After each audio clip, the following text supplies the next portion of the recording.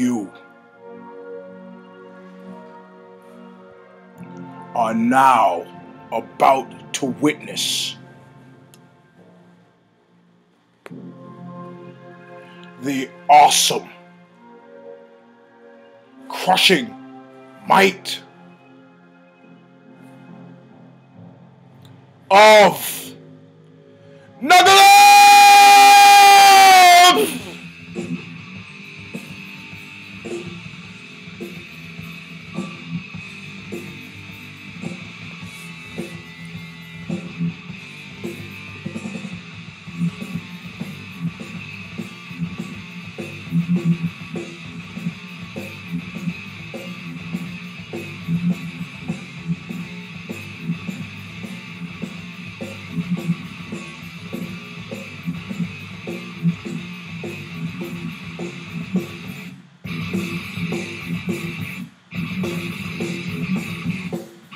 No, nothing. No. Not a word.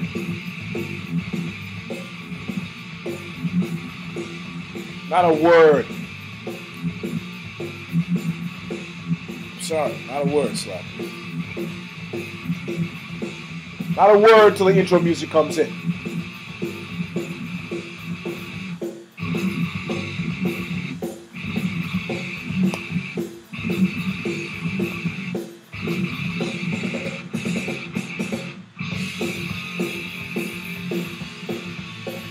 Yeah.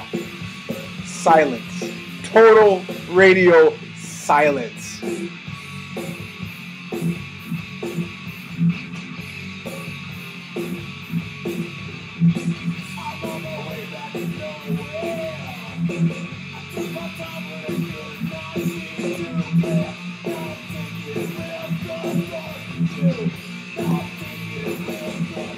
Out your face!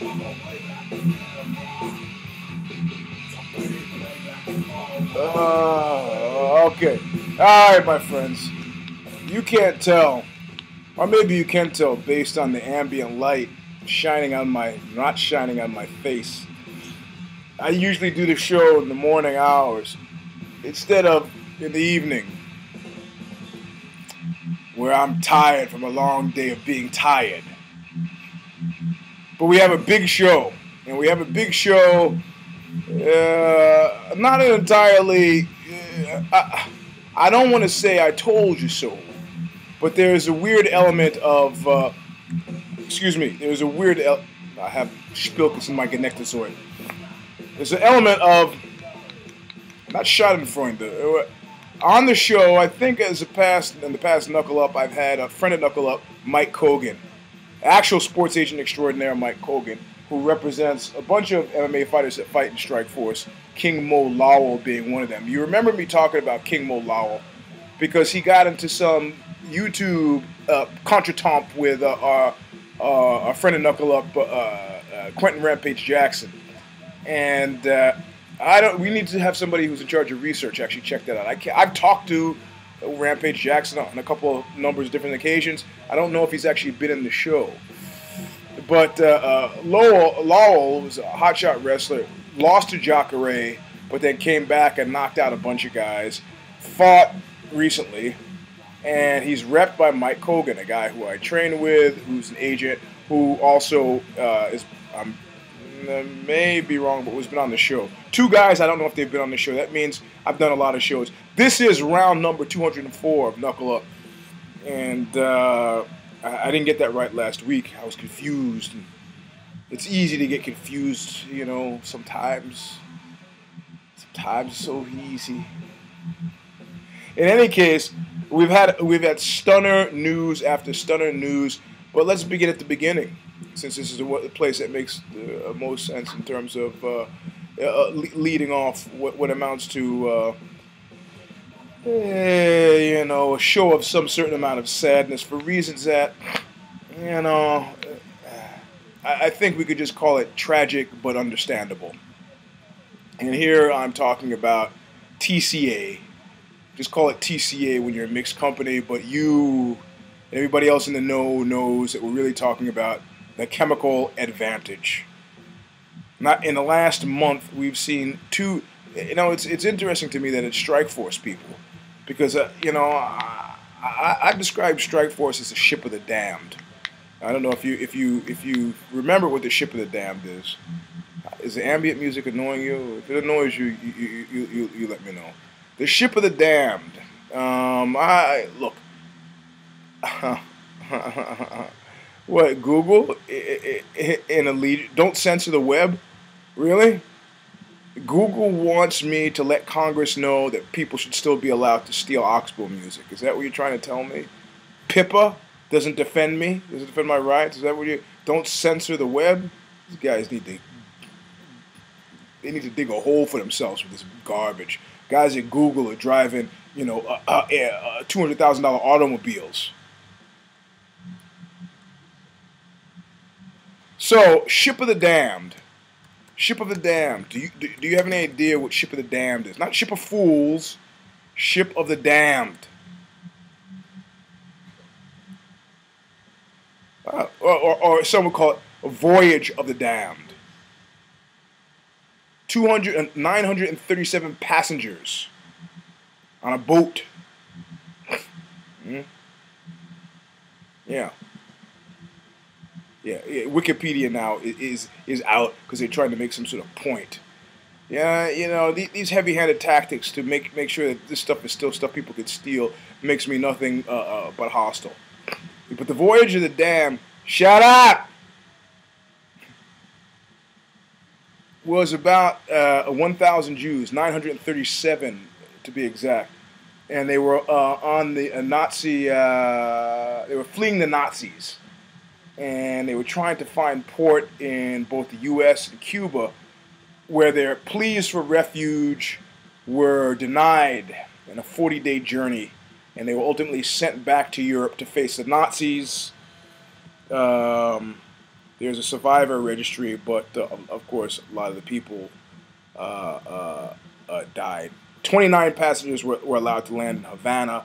Then they ordered them to leave.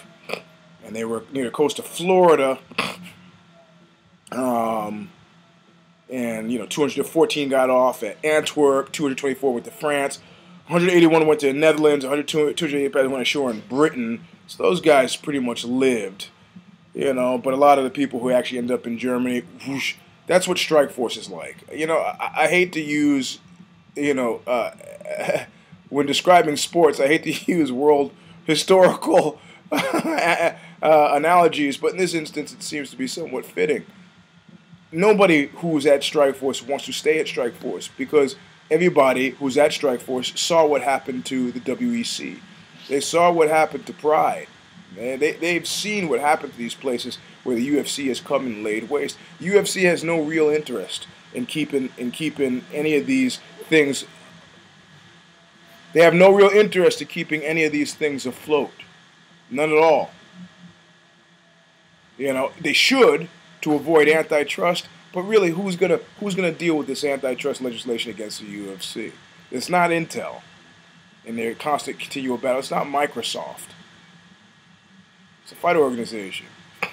And some would even venture a guess that without Bob Arum and Don King and too many cooks in the kitchen, boxing would have been in a better position. So, you know,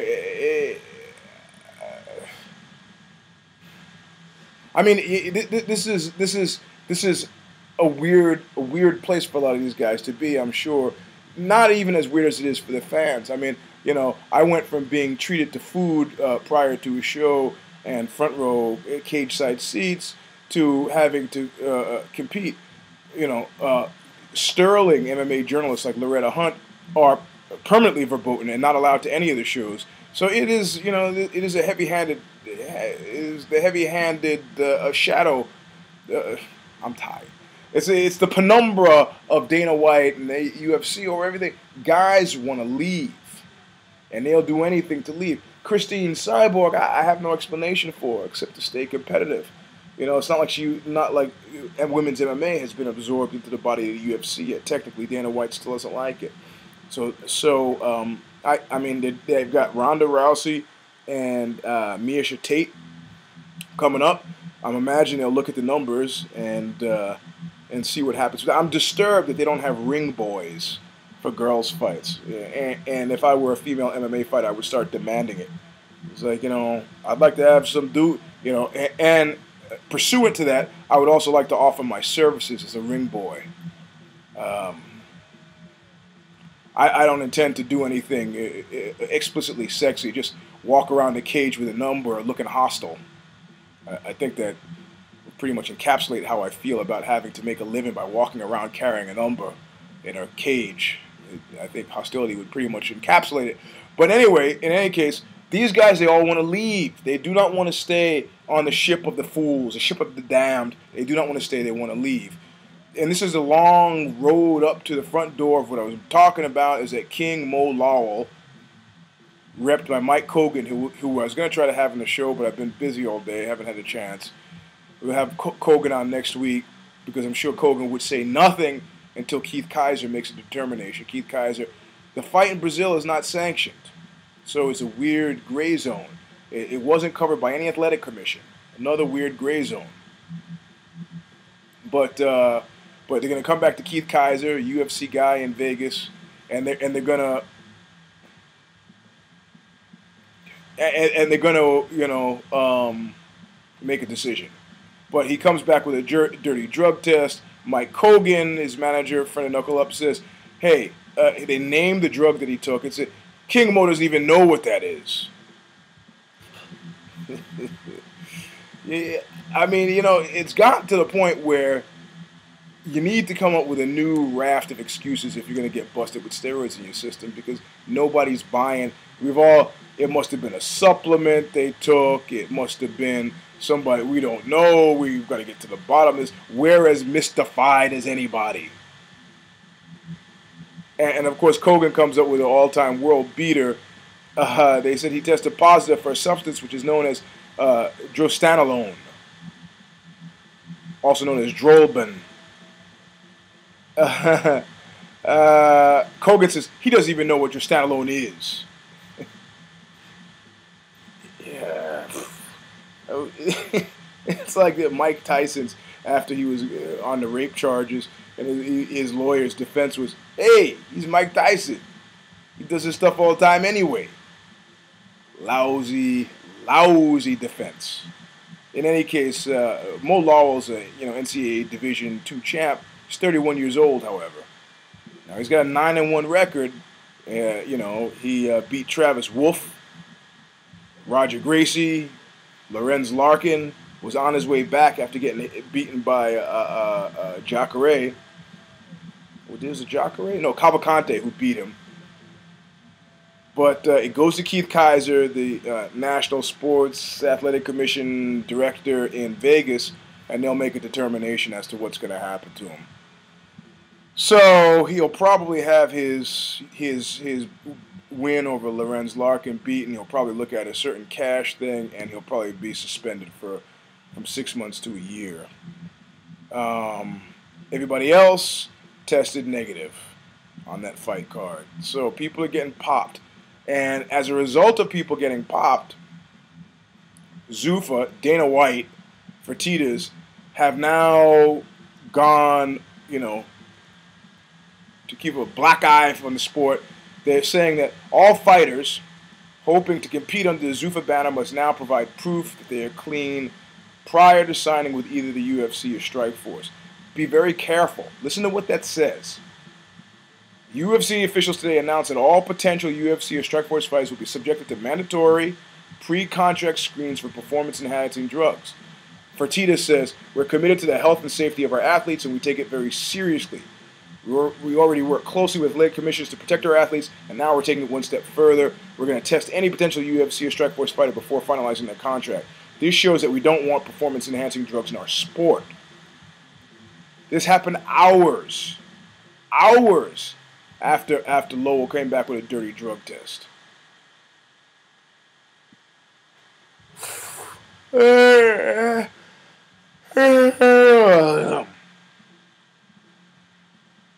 Sorry. Anyway,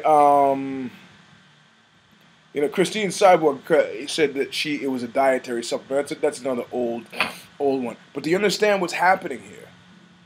If you, in order to sign, you must be drug tested, and you must be standing behind a clean drug test.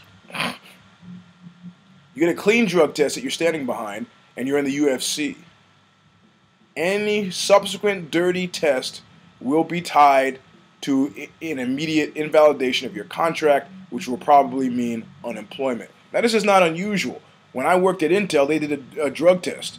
You come a dirty drug test, you don't get the job, or you lose your job. Very simple. You know.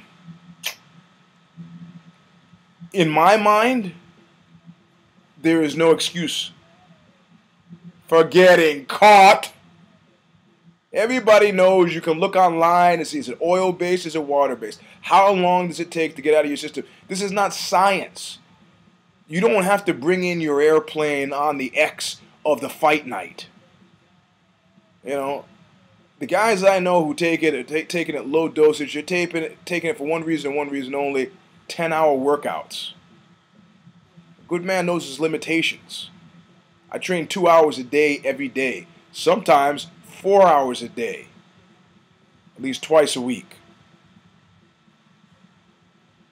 People are trying to pull me in deeper. I was there doing an interview for Maximum Rock and Roll today. Benji Silva said, "Oh, what? I tell you, if you get 2 more hours of that interview to do, we could do some sparring. Not rolling, sparring. Stand-up wall drills, MMA gloves, headgear, punching, takedowns against the wall, submissions." This is after I'd already been there 2 hours. If I had wanted to. No, I know, it's crazy. Not so crazy. It's crazy for a guy who has a likelihood of becoming a professional fighter at 0.0. So it's a dark time, you know. Mike Kogan, friend of Knuckle Up, certainly friend of Team Soooooo, my home away from home. Have one of his guys yanked out like this. Mo Lawal is technically not a Team Soooooo guy, but he's been getting grappling help, which is great for NCAA wrestler. But he's an AKA guy, but he's, you know, whatever. Sad day. You know, because there goes the sponsorship dollars. You're not fighting. You're not getting purses. You know. What King Mo is going to eat between now and when his suspension lifts, I have no idea. How he's going to pay for it and what he's going to eat, no idea. And of course, everybody else is now been put on notice with this Zuffa-wide performance-enhancing drug ban. Mandatory. It'll separate the wheat from the chaff. It will also drive people into, you know who's out of jail? You know who is out of jail and working with fighters? I'm not saying anything. I'm just telling you what I know. Victor Conti. Don't know who Victor Conti is? Look him up. Victor Conti. Balco. He's out working with athletes again. Why not? By his point of view, he did very little that was wrong. And, you know, I might be tempted to agree with him. You know, very tempted to agree with him. You know, because Barry Bonds,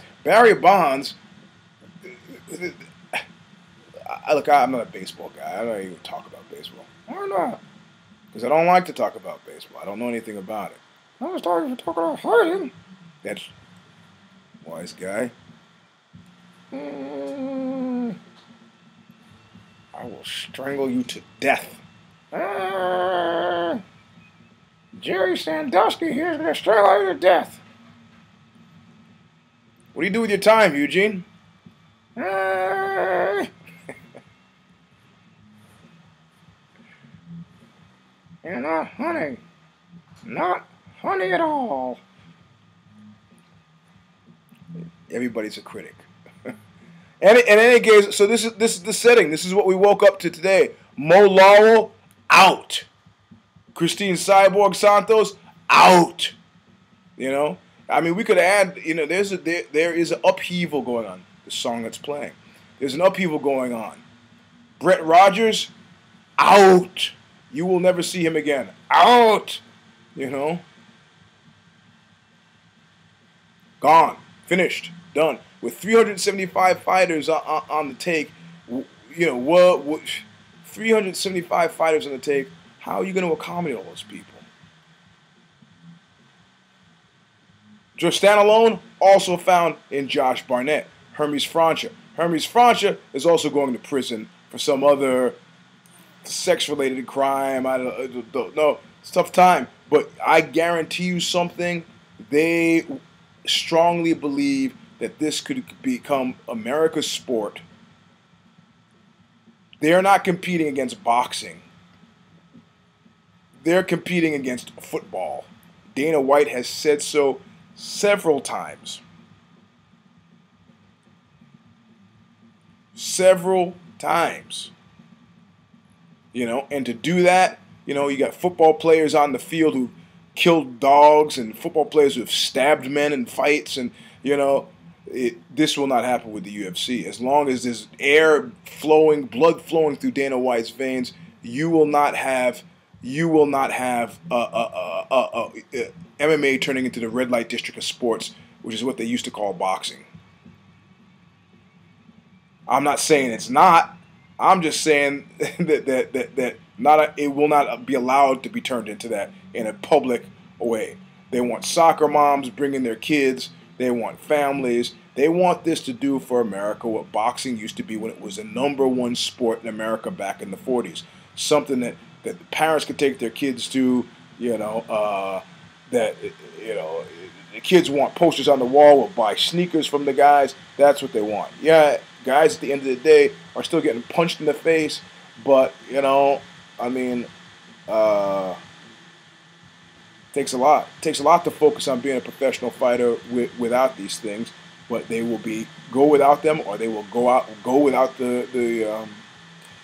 without the career as a professional fighter. Train. You know, last I heard, Eddie Bravo was not fighting in the UFC. Got a perfectly serviceable lifestyle.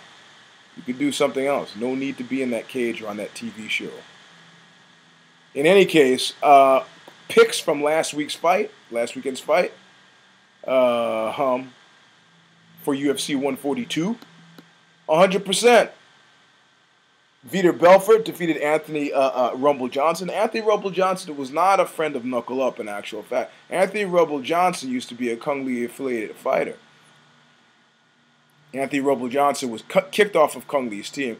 Now, I wanted to have these guys on so I could get to the bottom of this, but it was too tawdry of a story involving domestic abuse and so forth, which is, you know, police involvement, which is why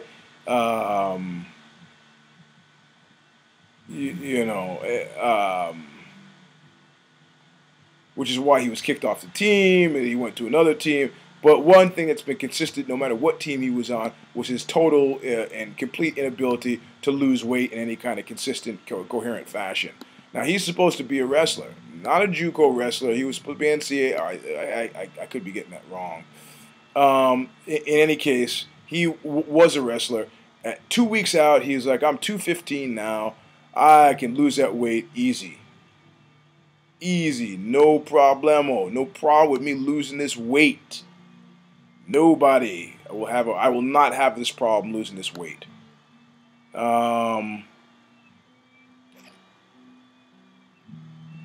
So this is what he says, and he weighs in at one. What does he weigh in at? He was supposed to be fighting. They said, we're going to bump him into another division because he's having such a hard time with the weight loss. We just figured this is ridiculous. You know, to expect a guy who walks around at 215 to go in to fight at 170 is crazy. And very few fighters can make that. Nick Diaz can do it. Nick Diaz is a triathlete. On any given week, he could be running 26 miles, biking 22 miles, and swimming 21 miles. Yeah, he could get down to that weight quite easily. So they say, look, it's unrealistic to expect the guy to do this. Let him come in at 185 from 215. He's like, I can lose the weight, no problem. He gets in on weigh-in day. He weighs in at 197. Yeah, that's what I say. It's surprising and shocking. 197. So they say, look, you have forfeited 20% of your purse. This guy, he lost the weight. Vitor Belfort got down to 186, or 185, 186. You did not. Usually what happens, a guy weighs in, he makes his weight, then he goes off and eats like crazy. So he's actually technically a little heavier when he goes in. They said, if you come back to this fight, we're going to weigh you again. If you come back to this fight and you weigh more than 205, you will be disqualified. And a couple of interesting things happened at this fight between Anthony Rumble Johnson and Vitor Belfort. One, Vitor Belfort, despite all the lip flapping he's doing about wanting his rematch with Anderson Silva, Vitor Belfort is done. I picked him to win, but he is done. You can see it. The steps are being missed. You know, I mean, the guy is not ready for the old age retirement foam, but he's not the phenom. He's a good fighter. He didn't look good against what's his face, Anthony Rumble Johnson. Not at all. We saw Anthony Rumble Johnson in that movie Warrior. I think he was on as an extra because he didn't have any lines, but he was on screen for long enough. But you know, it's consistent with a consistent record of failure. I don't know. The guy was never nice to me. I'd be nice to him. What's he gonna do? Beat me up? He's got a lot of time now. He could show up and beat me up. I think he'd have a hard time beating up bullets. There's no need for this kind of talk. I know. So in any case, he comes in at 197. They say, look, you got to be, if you're over 205 for this fight, you're done. This was his third fight in the UFC, his third struggle to make weight. They stopped him on his way to get down to 186, where he was from 197. You lose another 11 pounds because he was saying he could not feel his legs.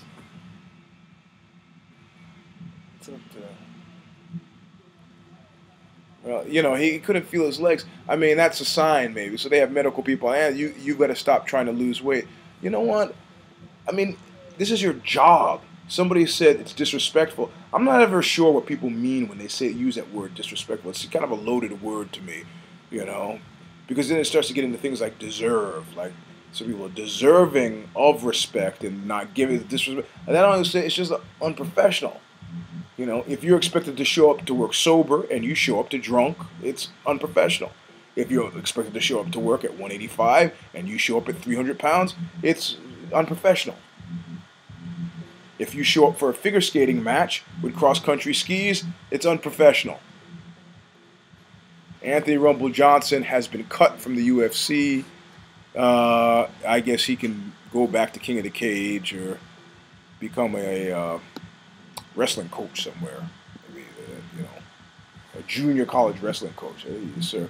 Or you know, he can go back to beating up his girlfriend or whatever he does best when he's not in the UFC being fat. So, so there you go. There is that. Sorry, Mr. Barry. Much later than I'm used to doing this show. It's gonna be aimless, pointless, you know, show meandering. So this is a big change. This is technically when I used to run Skull Game as a different concern. Or do the Ask Huge column for Code Magazine. What I called ruining it for everybody. There's some guys out there who are not happy until they ruin it for everybody. You know? For whatever reason. I'm not saying King Mo ruined it for everybody. Look, Slappy, you're going to have to... I got to sit up. I can't. You're killing my leg. You need to... You know, with this performance-enhancing drug thing. Oh, innocent. Yeah, you're innocent. I know. And I'm the Pope. You're the Pope. Yeah, okay. Give me a break. What? Popeye's outside because they can't trust him around you. Come on, have a seat. Give me a break. Let me finish the show. I'm talking to the people. So, Sorry. I love Slappy. It's a possibility I'll never come back. I'll never come back to the land of the sane. But anyway, so that is where we are with the UFC drug test for everybody. How's that taste? How's that feel? You know, I don't care. I'm not going to let this turn into. I'm not going to let this turn into professional wrestling. I'm not going to let this turn to football. I'm not going to let this turn into. We need to clean up this sport. And something else sad happened. Chael Sonnen was supposed to fight Mark Munoz. I was pretty sure Mark Munoz was going to take it to him. That fight is now done.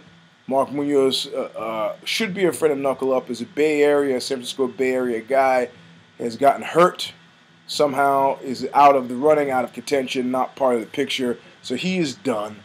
He has been replaced by Michael Bisping, which makes it interesting for a lot of different reasons. All right. Nobody thinks that Michael Bisping is a good fighter who knows anything about life. However, the UFC has been using him to build up UK MMA. I think there's a possibility that Dana may have made the decision that UK MMA is as built up as it's gonna be, and they don't need Bisping anymore. Or they've got some new Brit phenom in the works. But I think the days of Michael Bisping being allowed to be like Papis Martinez are done. I think he's finished. It's over. And I think, they saw, they got two rocks, one bird, two stones. Chael Sonnen and Bisping. If Bisping wins, he's a real deal and gets a talent, gets a shot he deserves, as well as a possible go-to with another rematch with Henderson. Of course, Chael realizes that working his way out of purgatory, he has to do that through the behind of Bisping.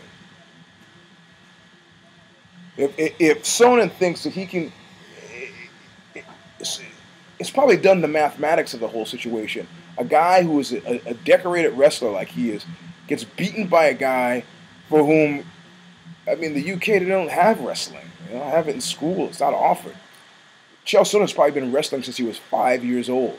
To be beaten by Bisping would be a rebuke of major proportion. But you get these two loudmouths together, this will be a fight. They will work this fight. They will drum it up. They will make an interesting fight. I don't see Bisping winning, but I don't know. You have to think about what happens with the future of fights, somewhere between collusion, collaboration, and what would make the biggest bank at the box office. And I have to say, Bisping and Chael Sonnen has got some juice to it. Bisping is much less of a threat to than Mark Munoz, but it sets it up nicely. Whoever loses Sonnen versus Bisping will fight Munoz. So if Chael, by some weird accident of fate, loses, he will have. Otherwise, Chael is in line again. I don't know why, maybe to fight Anderson Silva when Anderson Silva is no longer injured. But it doesn't seem to be such an interesting fight to Chael Sonnen. I beat the guy once already. Do you have anybody else? Do you have anything else for me to do? There was some talk about Chael, if he's stymied going down or going up. I would love to see Chael fight John Bones Jones. At this point, we're just talking about Chael getting hurt. He will be the UFC equivalent of the geek, the guy who bites the head off of chickens at the circus because he can't do anything else. You're too weak to be the strong man. You're not hairy enough to be the bearded woman. Can't do any tricks. You don't have a grift. So why don't you just bite the head off of yard fowl? Deal. Chael Sonnen will end up there. He needs to manage a career. What he should do is make the fight against Bisping look game, preserve both their marketability, eke it out, but seem like a credible contender against Anderson Silva. Anderson Silva hates him now, though. Which is what did Machiavelli say? You don't want to create an enemy because they will go out of their way to do you dirt, even as it counters their best interest. Even as it counters their best interest.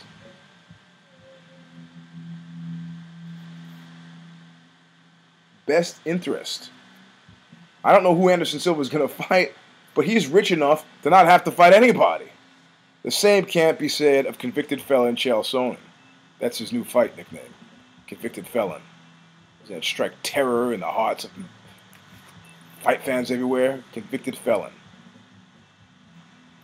So that is a sad. That fight is coming up on, I think on the 28th, January 28th. I will be there. It was in Chicago. I'm hoping that the bottom holds on the rest of that card because it's a great card. It'll be Rashad Evans against Phil Davis. I am hoping that Phil Davis murders Rashad Evans and quiets down all that jib-jab for quite a while, which is essentially Rashad Evans getting his belt back from his former training partner, the much-rested and improved John Bones Jones. If you think by any stretch because he's not fighting that John Bones Jones is hanging out in Hollywood reading scripts and going on dates with celebrities, you're crazy. The only reason celebrities want to hang out with him is because he's a winner. The only way to stay a winner is to keep training. I'll see you at the gym. He probably trains differently than when he has a fight, but I guarantee that's where he is. He's got a girlfriend. So this fight is coming up on the 28th.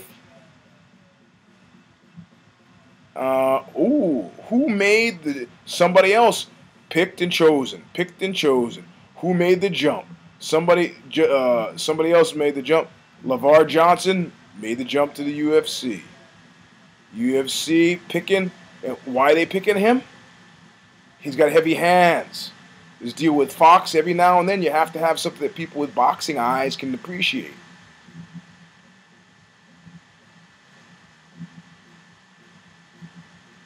So that's where we are. You know, that's where we are. It is sad and semi-disturbing. I mean, I've talked a lot about performance-enhancing drugs. You know my point of view on them. Maximum Rock and Roll. Somehow I got into talking about it with Maximum Rock and Roll.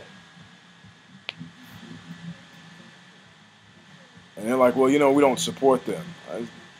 I wouldn't care. I'm not talking to a sports journal. I'm sure everybody's got theories and ideas about how it's cheating and who knows. UFC 142, Jose Aldo. Like I said when I made all my picks on that card, you're not walking into a stadium in Rio walking out with anything from any Brazilian guy, and that did not happen. It was pretty much an all Brazil card. And even Mario Yamasaki's dog-headed, and that's an insult to dogs, dog-headed reversal of Eric Silva's win did nothing, which had the unusual circumstance of having Joe Rogan call him out on the air, make him watch the instant replay, and ask him to defend his call. It was genius TV. Yeah, I felt like when I saw Mike Tyson bite Holyfield's ear, that I was suddenly seeing something that wasn't scripted by anybody, anywhere, at any major corporation to sell. It was shattering in a good way. But Mendes, who was 11-0 going into this fight, has now lost one fight, but lost this fight in a way that he is sort of done. He's too dangerous to have anybody want to use him as a gatekeeper, and he's not dangerous enough to make Jose Aldo lose. So he's just kind of there. People are talking about a rematch with Vitor Belfort and Wanderlei Silva. Good call for them both.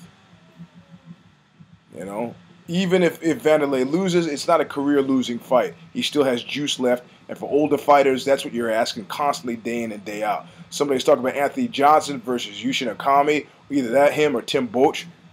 Forget it. Forget it. Unless I see Anthony Rumble Johnson, the happier I am. I don't care. Like I said, what's he gonna do?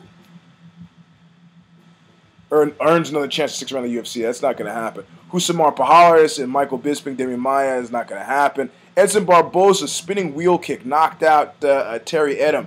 Great. You can find that. Edson Barboza, find it on the web, look at it. He should be on the cover of Black Belt magazine. This is what these guys love: traditional martial arts moves used in MMA.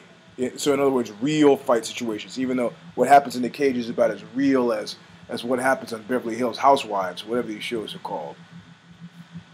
The last I saw, you can't gouge a guy's eye out in the UFC, and that's a useful technique. Eye gouging. Sounds like a 1950s dance. Which I maybe I'm channeling the song by the Cramps. Do the hammerlock. Do the eye gouge. Do the finger poke you turkey neck. Yeah, I'm sure you've heard the song. In any case, the arena, the HSBC arena there in Rio was not sold out, but it was pretty close to sold out. It was a big card. And Brazilians went crazy. After Aldo knocked out Mendes with 1 second left in the first round. And he was going to jump on the cage. He was like, forget it. He looked out in the audience, burst through the door, ran out to the audience, and essentially did a stage dive into 100 Brazilians. To see the faces of the Brazilians, it was just great. I've never seen insane glee. You would have thought somebody did a intravenous injection of $1 million into their system. They felt great, and it was great to watch. I'm not necessarily a Brazilian nut jumper, a typical BJJ guy, but it was good to see. And I think Jose Aldo, I think the only misstep he made was, trying to let that cat, not Hominick, said, well, it's a 5-round fight. I've won all 4 rounds. I'll give the guy a little juice in the 5th round. And the guy taking it away, thinking, I have this. I've swung the momentum. You haven't swung anything. You're abusing this guy's good nature. He let you live. He won all 4 rounds. And now you're trying to trick the ref into throwing the fight in his direction. Are you kidding me?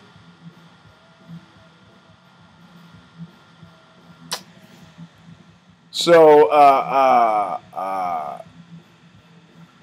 Jose Aldo won. Vitor Belfort won. Hasn't submitted anybody in 10 years. Let's do this, because I got to get the bell. He hasn't submitted anybody in 10 years, but he submits Anthony Rumble Johnson. Anthony Rumble Johnson complained about his performance. You could see him trying to explain to Dana White. Complained about his performance on the basis of his legs were weak and going out. He thinks it was the weight loss. And you could see Dana White wanted to talk to him about as much as Dana White wants to talk to me. Probably less. You remember, I'm going to digress here for a second. In round number 204 of Knuckle Up with your host, Eugene S. Robinson. I didn't do that. And I haven't bugged you for money because you guys were so good. You guys were so... I'm a little tired. You guys were so good with the Kickstarter thing. I have largely felt guilty about bugging you for money until I send out all those DVDs. The rest of the band is working on signing them. We'll get them out soon. Dana White didn't want to hear it. Dude's gone. Fine. So let's recap. I was going somewhere with that. I forgot where. Performance-enhancing drugs, out. Mo, Kogan, despite his best efforts. Santos, done. All 375 UFC fighters, not existing fighters, new fighters, will have to deal with this. They'll deal. It's like a handicap parking spot. It's not a real handicap parking spot unless there's a notification in front and behind. That's a handicap spot. They have to set the sign in front, the painting behind, so you can't say that you missed it. So you get your test going in, you get your test before the fight. Any of these, you're on you. You're on the streets with Brett Rogers and Wes Sims. Somebody told me the other day, MMA is stupid. And I said, well, explain. He goes, it's not a sport that's designed for longevity. Even old boxers get to train guys who want to be young boxers. Holyfield is still fighting. You can get MMA guys who still fight. Randy was always talking about being in Vietnam. Nobody wants to see Dan Severn fight. Dan Severn doesn't even know. Look, I mean, Dan Severn got busted a few years ago for trying to buy a fight. You know, work or work. So, you know, but, you know, I'm guessing that Dan Severn is fighting from the early UFC to now because he needs the cash. He's having liquidity issues. In any case, yeah, I haven't been bugging you about money because you've been good about it. But, you know, round number 204. I'm your host, EUGENE S. Robinson. We've seen the steroid busts. We've seen the show coming up. We've seen my picks pulling at 100%. Have I made my picks for this weekend? I don't know if I have. I don't know if there's anything this weekend. I'm the last to know. We talked about Anthony Rumble Johnson returning to King of the Cage or Gladiator's Challenge or his bathroom. Fist fight his girlfriend. She was a game challenger. It was a Cinderella story. This weekend coming up is what date would that be? Would that be the 20th? There is a fight. It's on FX, which is basic cable. Sorry about the nose thing. And it's no. It is who is noteworthy on it. Pat Barry is trying to work himself out of purgatory. He's fighting Christian Moorcraft. George Rivera, who I also know, Charlie Brenneman is fighting. But everybody who I know they're fighting people who I don't know. Dwayne Ludwig and Josh Neer are both fighting. Josh Neer is good. Ludwig has had a bad run of luck. Melvin Guillard and Jim Miller. Jim Miller's back after getting his arm broken by Nate Diaz. I could have gotten that wrong. It was one of the Miller brothers. It was either Jim or Dan. One of the guys is fighting for getting a kidney for his kid or some stuff. So it'll be an interesting fight. I don't feel compelled to make picks. It's in Nashville. So if you guys are in Nashville listening, go over to Bridgestone Arena. You might be able to get some cheap tickets in the parking lot. I'll watch it because I love watching it. But I'm not making any picks. I don't always have to make picks. Guillard's got a nice camp. You know, he's got a nice camp. Apparently, he's pretty happy. His head's been in a lot better shape with Greg Jackson, so I'm not worried about it. It won't be any career-ending things happening, unless of course there are career-ending injuries, which is of course always a terrible possibility, which we don't want to talk about, jinx anybody or have anybody, you know, in the market for that kind of stuff. That's sad. That's not a happy face. That's a frowny face. So we got some wrestling news. Tito Ortiz has been on CSI. That was strange. That was very strange.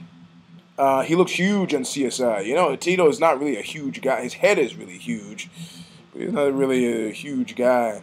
So anyway, that's this weekend on UFC on FX. It's part of the expansion of the. And Matt Fury, this is my closer. Matt Fury used to have this thing called the pop-off mess-up man. He was a big human potential guy. And he was always like doing these, you know, direct mailer things about how to make the most of your life. Matt Fury. I write about him in the fight book, and he subsequently tried to sue me until I laughed his lawyer off the phone. Comically laughed him off the phone for trying to sue him about what I said about Matt Fury in the fight book, which you should know what that is because, of course, you have all bought the fight book. I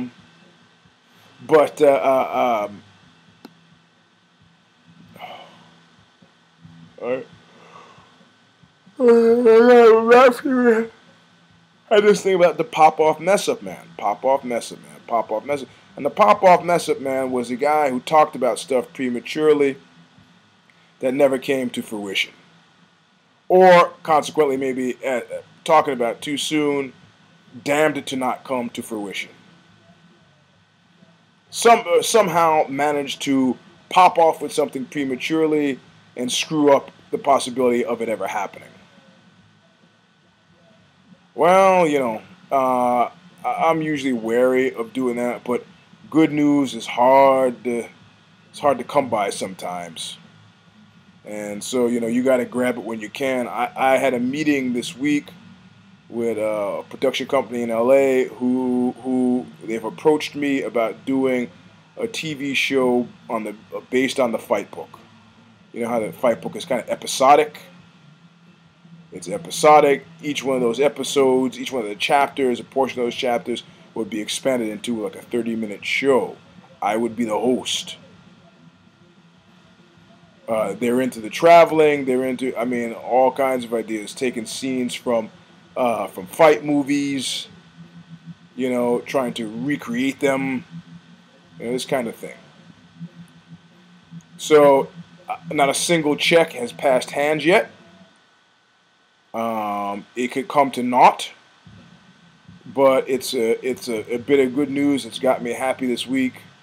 It's, you know, fueled my training and is giving me a little bit of time to practice not telling you all to kiss my ass,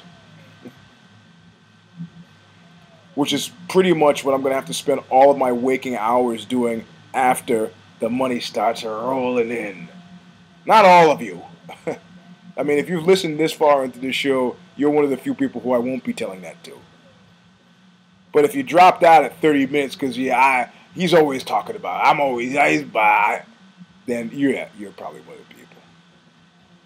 Anyway, what did I call this show? This is round number 204. Is that what it is? I don't know. Let me check. I will check. Man, this is Stigmata record. It's pretty long. We've done an hour-long show and it's still going on. I had forgotten that it was that long. Something else I have that doesn't sell. This is indeed round number 204. I'm EUGENE S. Robinson. This has probably been the most sleep-inducing, sleepy knuckle up ever. I'm your host. Thank you. You know, we will have guests on the show again. And we'll do some more mobile live ones. But today was a very disorganized day for me. I spent 3-4 hours in filthy, dirty, sweaty clothes. The Maximum Rock and Roll interview set me back a bit. Anyway, thanks for listening. Round number 204. Pop off message, man. You know, I signed the deal for this TV show. Have not got a check yet. They said they expected something to be happening in the early portion of 2012. We'll see. We'll see. It'll be nice. It'll be nice to have another TV show. The Eugene Robinson show in Germany was nice. It'll be nice to have another one. Especially about the fight game. So we'll see what they come up with. Cross your fingers that's huge buckets of cash. I might have to shave. You know. Clean up a bit. Maybe change my clothes. But that's exciting news. Exciting news I will continue doing the show regardless. This tour with Scott Kelly is coming up. We're getting excited about that. Fight fan Scott Kelly. And I did a push-up today. Excited about that. So I'd say my shoulder is about 90% now. Still weak. I could only do like one, but I did it convincingly.